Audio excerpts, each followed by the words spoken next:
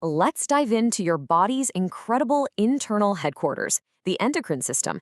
You can think of it like this massive, perfectly run corporation that's silently managing everything from your energy levels to your growth.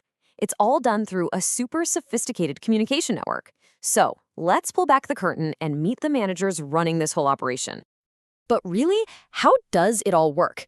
I mean, how does your body run this unbelievably complex operation 24/7 without you ever having to consciously think, okay, time to send a memo about my metabolism? The secret is this beautiful, self-regulating system of glands and chemical messengers we call hormones. And the one single goal, the entire mission statement of this internal corporation, is something called homeostasis. It's all about maintaining a perfect internal balance. You know, not too hot, not too cold, blood sugar not too high, not too low. Every single thing we're about to talk about is designed to keep this delicate equilibrium. It is the why behind absolutely everything. Okay, so our tour of this corporate HQ starts right at the top, in the command center, which is located deep inside the brain.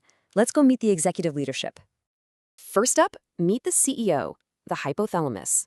Now, this is a small but incredibly mighty part of the brain, and it's the ultimate decision maker. It has its finger on the pulse of the entire body, constantly reading internal reports on your temperature, how hydrated you are, your nutrient levels, and when it sees something that needs adjusting, it issues a command. But you know, a good CEO doesn't just shout orders down to the factory floor.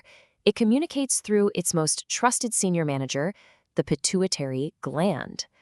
This gland sits just underneath the hypothalamus, and its job is to take those high-level directives from the boss and translate them into specific, actionable orders for the rest of the body. But here's where it gets interesting. The pituitary isn't just one simple manager, it's actually split into two very different divisions. You've got the posterior lobe, which is kind of like a direct hotline. It's basically a storage warehouse for hormones that are actually made by the CEO, the hypothalamus. It just holds onto them and releases them on command. The anterior lobe, on the other hand, is a true middle manager. It gets a memo from the hypothalamus, and then it actually manufactures and sends out its own set of hormones to get the job done. And believe me, this middle manager is busy. It's sending out 6 key hormones from its different production lines. Now, to help us remember 4 of the most important ones, our source material gives us this fantastic mnemonic, B flat. This is a great way to remember hormones like TSH, which we're going to see in just a moment. The other 2 major products are, of course, growth hormone and prolactin. All right, so we've met the executive team. Now, let's actually trace the journey of a single memo from the CEO's desk all the way down the chain of command to see how it becomes real, physical action in the body. Let's use your metabolism as a perfect example. So, step 1. The hypothalamus senses your energy levels are a bit low, and it sends out a memo called TRH. Step 2. The anterior pituitary gets this memo, and just as instructed, it sends out its own order, TSH. Step 3. This TSH travels all the way to the thyroid gland. That's a department located in your neck, which gets the message loud and clear and releases its products, the T3 and T4 hormones, into your bloodstream. And just like that, a simple signal from the brain is now controlling your body's entire furnace. Pretty cool, right? Okay, but what about when things go really wrong? I'm not talking about day-to-day adjustments, but real life-or-death emergencies, like severe dehydration or a sudden dangerous drop in blood pressure. Well, that's when the endocrine system calls in its emergency response team. And to really understand the power of this system, just think about this harrowing, real-world scenario from our source material. 4 children survive, lost in the Amazon, for 40 days with very little water. Physiologically speaking, how is that even possible?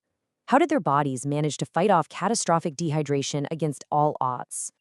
The answer is an amazing hormone called vasopressin, which you might also know as ADH or antidiuretic hormone. In a crisis like that, the hypothalamus signals the posterior pituitary to release this emergency hormone. It travels straight to the kidneys with one single critical command: stop losing water. It literally forces the kidneys to reabsorb and conserve every last drop.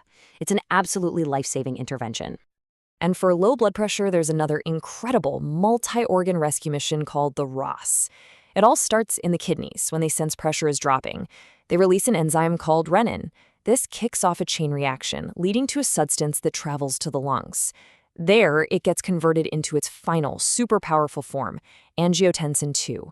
This hormone is the real hero of the story. It powerfully raises your blood pressure by constricting blood vessels and signaling the adrenal glands to help crank up your blood volume. So, a command center that only shouts orders without ever listening to feedback? Well, that's just a recipe for disaster. So, how does the hypothalamus know when to stop sending signals?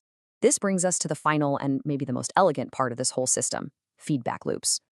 The vast majority of these pathways are controlled by something called negative feedback. And honestly, the best way to think about it is like the thermostat in your house. When the room gets warm enough, the thermostat tells the furnace to shut off. It's the exact same idea in your body. When the levels of a hormone like T4 get high enough, that T4 itself travels back up to the brain and basically tells the hypothalamus and pituitary, okay guys, we're good down here, you can cool it. This is the secret to how homeostasis is maintained. All right, let's put this concept to the test with a quick clinical puzzle from our source. Imagine you have a patient with a pituitary tumor that is just uncontrollably pumping out TSH. Now, based on what we just learned about negative feedback, what would you expect to happen to the other hormones in the chain? What would the TRH from the hypothalamus be doing? And what about the T3 and T4 from the thyroid? Okay, let's break it down.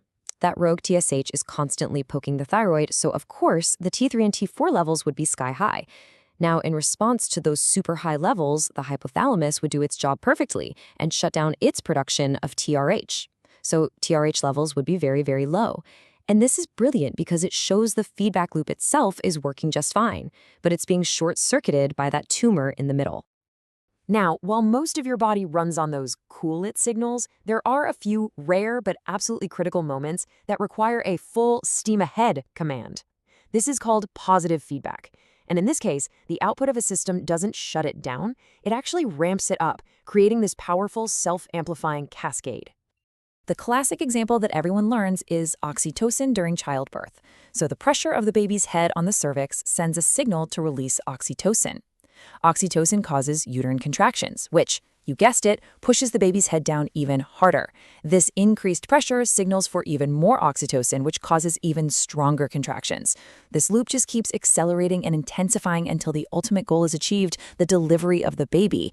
It's a system designed for the rapid, powerful completion of one specific job.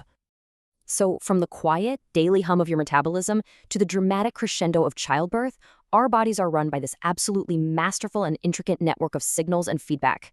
It's a system that's designed for perfect balance, which, of course, really makes you wonder what happens when this communication breaks down, when a memo gets lost, or a whole department goes rogue.